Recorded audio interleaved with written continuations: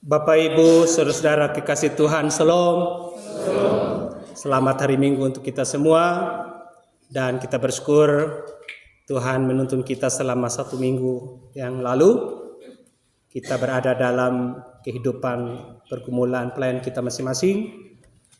Sekiranya kita masih ingat bahwa minggu lalu kita berbicara ataupun kita mendengarkan firman Allah dengan topik utama adalah kita tidak boleh membedakan orang di dalam kehidupan kita. Kita harus memandang setiap orang sekitar kita sebagai orang bersaudara di dalam Kristus. Minggu ini Tuhan datang melawat kita di minggu yang ketiga dalam kalender pelayanan kita, gereja kita, ya dikenal sebagai minggu-minggu biasa ketiga di dalam kuasa Trinitas. Di dalam pemberitaan Bapa, Anak, dan Roh Kudus, kita kembali disapa oleh Tuhan dari kitab Injil Yohanes pasal 8 ayat 1 sampai 11 dengan tema memaknai keadilan dan belas kasih Tuhan. Ya, Bapak Ibu, ini juga butuh perjuangan kita semua bersama dengan Tuhan, karena kenyataannya di dalam dunia ini keadilan itu sangat susah untuk diperoleh. Bahkan kita harus berjuang mati-matian, bahkan ada yang harus berkorban sampai habis-habisan, dan yang sangat miris adalah tetap tidak memperoleh keadilan. Nah, tetapi sebagai orang percaya kita terus harus berharap, bersandar kepada Tuhan Yesus yang mampu melakukan keadilan dalam hidup kita. Kita melihat dalam bacaan tadi bahwa Tuhan Yesus bertindak adil atas kehidupan seorang wanita. Ya, Yesus menunjukkan belas kasihannya. Ia mengasihani seorang ibu, seorang perempuan yang kedapatan berzina. Nah, saudara yang dikasihi oleh Tuhan, tentu kita akan memfokuskan pada kehidupan perempuan ini, oleh karena di dalam kehidupannya yang begitu susah, dia dalam penderitaan, dalam perasaan malu yang luar biasa, bersyukur bahwa ada Tuhan Yesus yang masih mau mengasihaninya, bahkan mengampuni dosanya. Bapak Ibu yang dikasihi oleh Tuhan, sebagaimana kita dengarkan tadi bahwa secara sederhana, secara singkat, bacaan tadi berbicara tentang bagaimana Yesus berhadapan dengan kondisi yang dialami oleh seorang perempuan yang berzina. Kita melihat tindakan para ahli Taurat dan juga orang Farisi. Mereka membawanya dan menaruhnya di tengah-tengah. Ini suatu kondisi yang benar-benar sangat menyusahkan, sangat memalukan sebenarnya. Tetapi mau bilang apa? Itulah tuntutan hukum. Ya, dalam bacaan tadi, hukum Taurat atau perintah dari Musa di dalam hukum Taurat mereka. Perempuan ini harus dihukum mati dengan dilempari dengan batu. Lalu bukan saja demikian, mereka juga datang bertemu dengan Yesus dan mereka mencoba Yesus untuk mendapatkan suatu kesalahan, ya. Karena sudah lama mereka berupaya mencari kesalahan Yesus tapi belum dapat, dan memang tidak akan pernah dapat. Dan mereka mencoba menjebak atau mencoba Yesus di sini. Ya, mereka bertanya kepada Yesus supaya mereka peroleh sesuatu yang menyalahkannya. Tetapi apa yang diberikan ataupun dijawab oleh Yesus terhadap pertanyaan mereka, Bapak Mama, selain ia menulis di atas tanah, ya dia juga menyampaikan suatu tantangan bagi mereka. Ya, nah Bapak Ibu yang dikasihi oleh Tuhan, tantangan bagi mereka dalam bacaan tadi bahwa siapa yang tidak berdosa, ia yang pertama kali melemparkan batu kepada perempuan itu. Nah, ini sebuah tantangan yang diminta oleh Tuhan dari setiap orang yang ada pada waktu itu, terlebih para ahli Taurat dan juga orang-orang Farisi. Nah, Bapak Ibu yang dikasihi Tuhan, beberapa penafsiran mengenai kenapa Yesus harus menulis di tanah ini penting untuk Pak Pendeta bisa sampaikan kepada kita, bahwa yang pertama, sebelum Yesus memberikan jawaban kepada mereka, Yesus menulis di atas tanah. Ya, ini ada 4 alasan. Ya, menurut para penafsir. Yang pertama, Yesus ingin mendapatkan waktu sejenak untuk tidak tergesa-gesa menjawab pertanyaan jebakan itu, dan Yesus memohon ataupun Yesus ingin mendapatkan hikmat ya di dalam pekerjaan Roh Kudus dalam hal ini supaya ia memberikan jawaban sesuai dengan kehendak Tuhan. Yesus memakai waktu yang singkat itu untuk memikirkan dan membawanya kepada Bapa di sorga. Yang kedua, Yesus tidak mendengarkan mereka dan Yesus memaksa mereka untuk mengulangi tuduhan itu agar mereka sadar ada kejahatan yang sadis sementara terjadi terhadap perempuan itu. Yang ketiga, bahwa Yesus merasakan kondisi wanita yang sangat malu itu. Yesus merasa simpati. Yesus merasa ada kesedihan yang mendalam, dan karena itu ada belas kasihan muncul dalam diri Yesus, dalam hati Yesus, sehingga ia membungkuk untuk menyembunyikan mata dan wajahnya dari orang-orang banyak itu. Dan alasan yang keempat yang sangat menarik, bahwa Yesus menyatakan bahwa mereka sama-sama berdosa. Mereka itu tercipta dari tanah yang sama. Mereka itu melihat dosa-dosa itu tertulis di atas tanah itu. Ya, soal tentang penciptaan manusia dari debu dan tanah, orang Yahudi pasti tahu, apalagi para ahli Taurat dan orang Farisi. Yesus menunjuk ke atas tanah itu dan menulis di sana dengan maksud supaya mereka sadar, mereka juga mengerti tentang keberadaan mereka sebenarnya. Artinya bahwa mereka tidak serta-merta harus menjatuhkan hukuman kepada perempuan itu. Yesus menulis di dalam debu dosa dari tiap orang yang menuduh perempuan itu. Nah, saudara-saudara yang dikasihi oleh Tuhan Yesus Kristus, hal yang sangat menarik di sini bahwa di dalam penulisan kitab suci Perjanjian Baru, yaitu dalam bahasa Yunani ini, mengenai menulis, ya, ini menggunakan kata grapein. Artinya bahwa mencatat sesuatu untuk melawan seseorang. Artinya Yesus mencatat atau menulis di atas tanah itu untuk melawan mereka, untuk memberitahukan kebenaran kepada mereka. Misalnya mencatat atau menulis hal-hal yang pahit terhadap seseorang. Ya, Yesus sedang mencatat hal-hal yang pahit tentang kehidupan manusia, kehidupan para ahli Taurat dan juga orang Farisi, bukan saja perempuan itu, tetapi semuanya Tuhan menulis itu di atas tanah itu, di atas debu dari mana mereka tercipta di dalam kehidupan ini.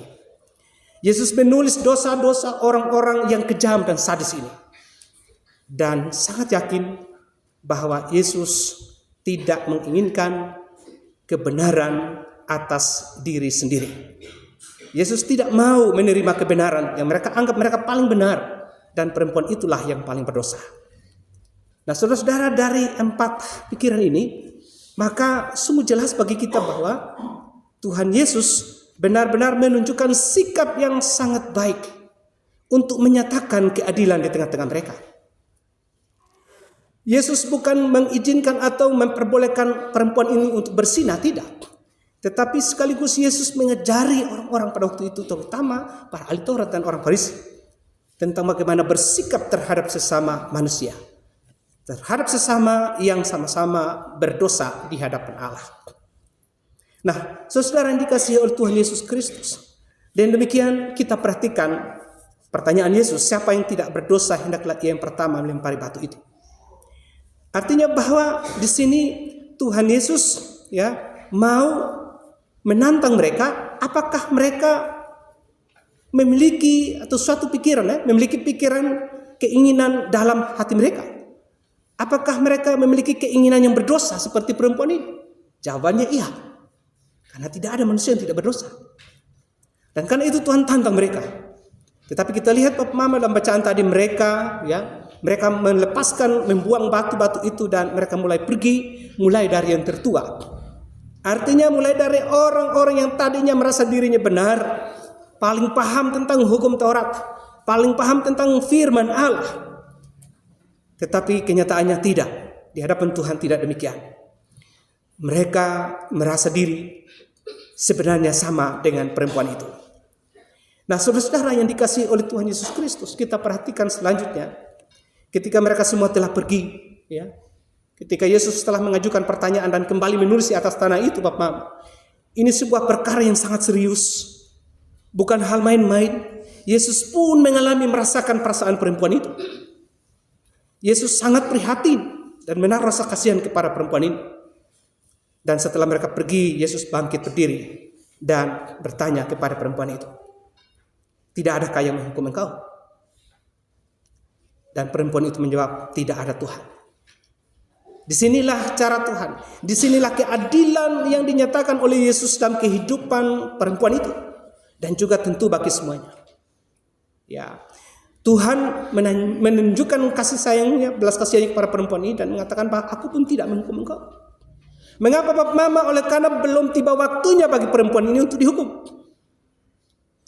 Belum tiba waktu penghakiman Tuhan. Masih ada kesempatan. Masih diberikan waktu bagi dia untuk bertobat. Dan karena itu Tuhan bilang, pergilah dan jangan berbuat dosa lagi mulai sekarang. Saudara-saudara yang dikasihi oleh Tuhan Yesus Kristus, dan demikian maka kita perlu belajar sikap Yesus terhadap orang-orang berdosa ini. Tentu untuk kehidupan kita, saudara dan saya tidak pernah luput dari dosa itu. Kita perlu belajar mengerti cara Yesus memperlakukan atau cara Yesus menghadapi kehidupan orang-orang berdosa seperti perempuan ini, dan juga para ahli Taurat, juga orang Farisi dan saudara dan saya. Saudaraku yang dikasihi Tuhan, di sini kita bisa belajar sikap Yesus, ya. Yang pertama, bahwa Tuhan Yesus itu memberikan kesempatan kedua. Selalu ada kesempatan kedua bagi kita umat manusia ini. Karena waktu penghakiman itu belum tiba. Artinya akhir zaman, kedatangan Yesus yang kedua kali belum tiba. Bayangkan Bapak Mama, sudah ribuan tahun yang lalu sampai hari ini belum terjadi akhir zaman. Ini berarti kita semua memiliki kesempatan kedua oleh Tuhan supaya hidup ini terus kita jalani, dan karena itu dalam kesempatan kedua ini kita diberikan untuk bisa melakukan yang terbaik atau bertobat dan menyelamatkan diri kita. Tidak terus-menerus berada di dalam lingkungan, dalam lingkaran ataupun dalam lumpur dosa itu. Yesus selalu mempunyai perhatian, ya, akan apa yang terjadi selanjutnya dalam kehidupan kita. Yesus tidak pernah berhenti pada kehidupan kita saat ini. Ketika kita berdosa langsung dihukum, tidak, Bapak Mama. Tuhan selalu memberikan kesempatan bagi kita untuk semakin baik, untuk semakin hari semakin baik sambil menjalani hidup ini. Tuhan memberikan kesempatan itu kepada kita. Setiap orang mempunyai masa lampau dan masa depan. Tuhan sangat memahami itu dan selalu diberi kesempatan oleh Tuhan untuk memperbaikinya. Yang kedua, Bapak Mama, bahwa Tuhan menunjukkan rasa belas kasihannya yang luar biasa. Bukan saja untuk perempuan itu, tetapi bagi semua orang. Para ahli Taurat dan orang Farisi itu, Tuhan menunjukkan belas kasihan kepada mereka sehingga Tuhan bertanya, coba sekarang siapa yang tidak berdosa? Dia pertama kali melempari.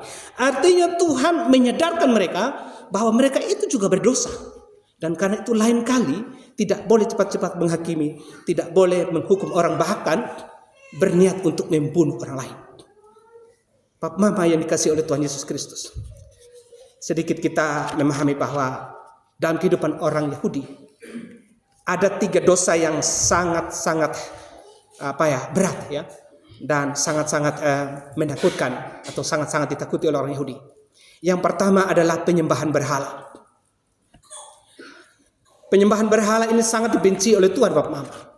Artinya menyembah ilah lain selain daripada Yahweh. Tuhan sangat tidak mau itu. Tuhan sangat cemburu. Dan ketika Tuhan menyatakan kecemburuannya, pasti umat Israel akan mengalami bencana. Yang kedua adalah dosa pembunuhan. Dan karena itu Yesus mencegah tidak boleh melakukan pembunuhan kepada perempuan ini. Dan mereka tahu ketika Yesus mengatakan itu, ini berkaitan dengan pemahaman mereka bahwa membunuh itu tidak boleh. Harus cepat sadar, ada kesempatan kedua untuk mencari jalan yang terbaik supaya tidak terjadi pembunuhan kepada perempuan ini. Dan yang ketiga adalah perzinahan. Tuhan sangat tidak suka. Tuhan bilang, aku membenci perzinahan. Tidak boleh terjadi dan seterusnya. Oleh karena itu Bapak Mama, ketika peristiwa ini terjadi, Yesus mengingatkan mereka sebenarnya akan hukum, akan hal-hal yang sangat mereka ketahui. Dan sebenarnya mereka tidak mau. Tetapi pada dasarnya mereka ingin mencari kelemahan Yesus. Ingin mencari sesuatu yang tidak benar. Mereka mencari-cari jalan untuk menemui kesalahan Yesus. Tapi Bapak Mama dikasihi Tuhan, luar biasa. Yesus tidak serta-merta menyalahkan mereka. Tapi Tuhan melakukan keadilan itu. Dengan menyatakan belas kasihan kepada mereka. Yesus ingin mengampuni, bukan menghukum. Bukan saja mengampuni perempuan itu, tapi mereka juga. Karena ketika mereka tidak melempari batu, berarti mereka mendapatkan pengampunan dari Tuhan. Yesus sangat mengenal getaran-getaran jiwa yang ingin menghukum, tapi sekaligus mengampuni. Dan karena itu Yesus lebih memilih untuk mengampuni. Ia memilih untuk menunjukkan getaran jiwa untuk mengampuni. Yesus memandang orang berdosa itu dengan belas kasihan yang keluar dari rasa kasihnya, bukan dari kebenaran diri seperti yang dilakukan para ahli Taurat ataupun orang Farisi itu. Hal ketiga, sikap Yesus terhadap orang berdosa adalah ia memperhadapkan seseorang dengan suatu tantangan dalam hidupnya. Ia betul-betul mau supaya kita ini tidak melakukan dosa, tapi kita bertobat. Kita betul-betul ingin melaksanakan sesuatu hal yang lain daripada yang lain. Yang tidak lagi melakukan dosa, tetapi kita bertobat, berbalik kepada Allah. Tadi diperhatikan, kata Yesus, jangan berbuat dosa lagi, mulai sekarang. Nah, karena itu saudara dikasihi Tuhan, ini kesempatan yang sangat mahal bagi perempuan ini dan juga bagi semua orang. Tentu bagi saudara dan saya, kesempatan yang sangat mahal diberikan oleh Yesus supaya kita mengalami pertobatan. Dan oleh karena itu, Yesus memperhadapkan kehidupan yang buruk ataupun yang baik pada kita. Kita perlu untuk memilih. Kita ditantang oleh Tuhan untuk memilih kehidupan yang baik. Bapak Mama yang dikasihi oleh Tuhan, mungkin saudara pernah menonton film tentang perempuan ini. Di film yang mereka buat itu, mereka memakai nama Maria Magdalena. Ya, mungkin yang pertimbangan-pertimbangan tertentu sehingga mereka menampilkan tokoh ini. Dan di dalam kesaksian Injil bahwa Maria Magdalena betul-betul menjadi seorang perempuan yang sangat luar biasa setia, mengikuti Yesus sampai di kayu salib dan seterusnya. Bahkan kepada dia, Yesus menampakkan diri pertama kali setelah bangkit. Nah, karena itu Bapak Mama dikasihi Tuhan, perempuan ini merasakan belas kasihan Allah.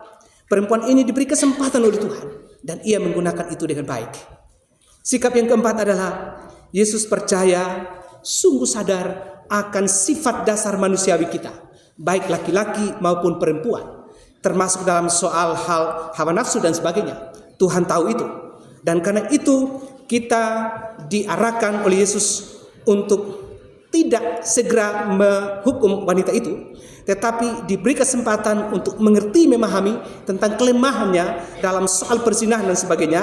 Dia harus berhenti dari sikap itu, sifat itu harus dihentikan dan menerima atau mengikuti apa yang Tuhan mau.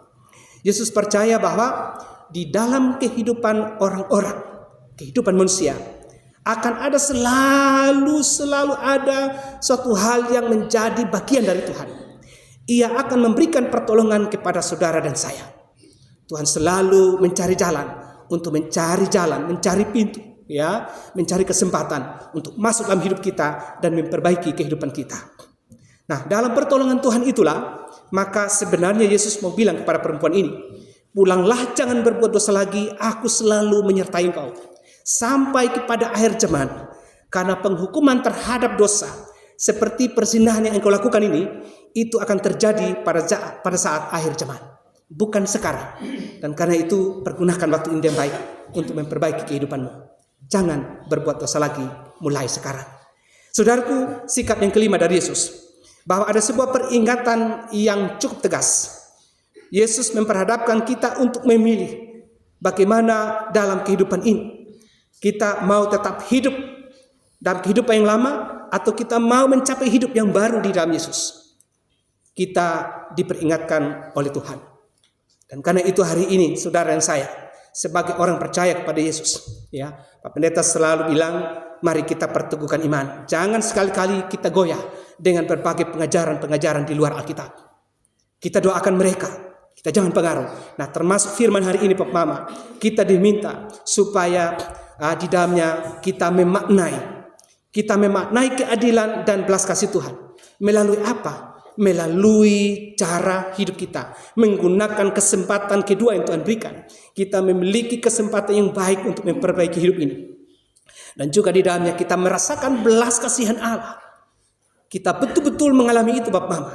Ya, seperti di mimbar kita sering saya katakan, di sini ada gambar palu dan ada gambar salib dan kasih Kristus. Ini menunjukkan tentang kasih Tuhan sekaligus keadilannya. Tuhan tidak akan pernah membiarkan dosa. Dia akan tetap menghukum. Tetapi cara Tuhan menghukum kita adalah selalu diberikan peringatan, selalu diberikan kesempatan kedua untuk bertobat. Dan di dalamnya ketika itu terjadi, tentu Tuhan sangat berbahagia. Saudara dan saya akan merasa berbahagia. Kita memaknai kasih Tuhan, memaknai keadilan Tuhan ini di dalam kehidupan kita sehari-hari, dalam rumah tangga, sebagai suami istri, anak-anak, kakak adik, bersaudara, keluarga, dimanapun berada. Itu sangat penting, karena itulah yang diinginkan oleh Tuhan.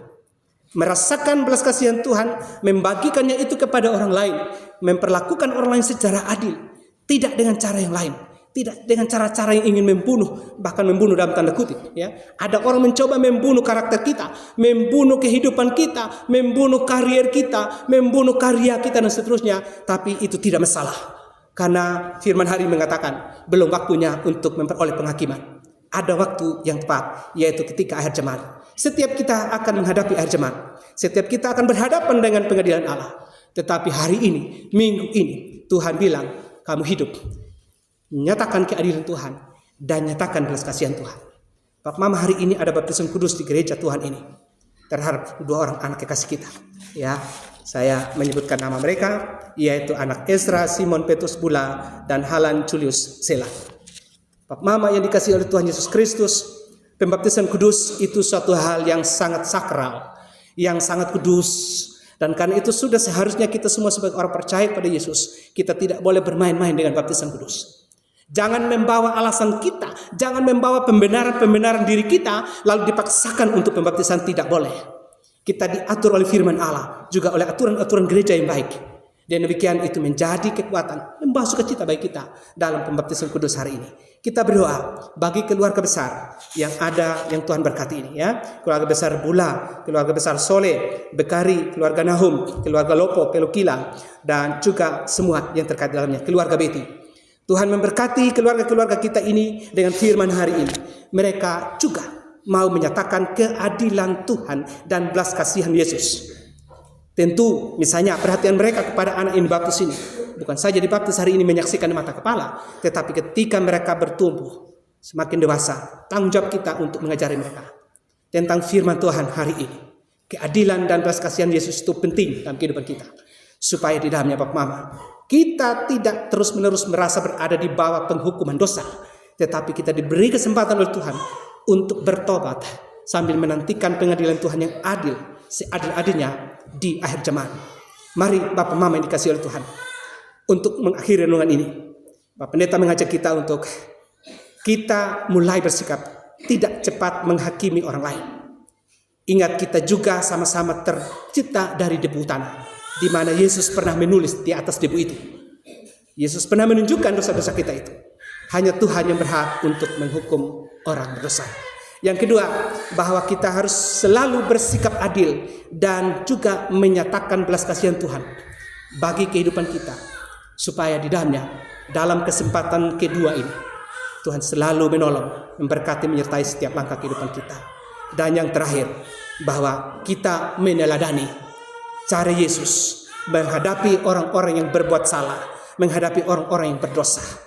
Mari kita jangan cepat-cepat menghakimi, tapi kita menunjukkan sikap yang baik, bahkan menolong mereka supaya ia tidak dilempari dengan batu sampai mati, supaya orang-orang di sekitar kita tidak terbunuh kehidupan mereka, tidak terbunuh karier, tidak terbunuh karakter mereka, tidak terbunuh pelayanan mereka, tetapi dengan kasih Tuhan kita saling mendukung, semua karya kita berguna untuk keselamatan kita. Bukan saja kita yang merasa diri benar, tetapi orang lain juga yang bersalah berdosa.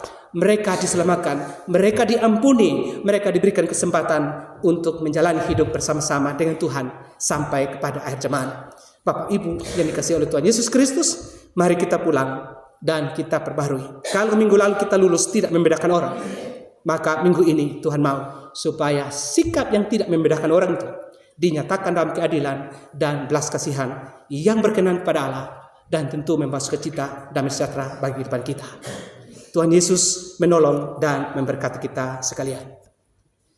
Amin.